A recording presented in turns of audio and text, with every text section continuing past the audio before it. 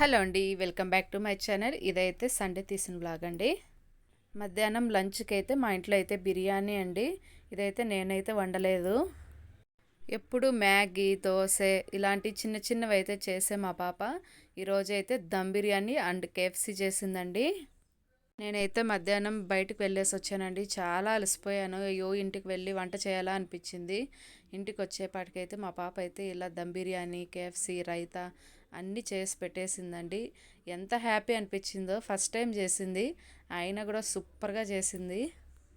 అయినా మన బిడ్డ మనకు చేసి పెడితే ఆ హ్యాపీనే వేరు కదా. టేస్ట్ చేయమని నాకే చెప్పిందండి. ఫస్ట్ ఎలా ఉంది మమ్మీ అనేసి వెయిట్ చేస్తూ ఉండింది.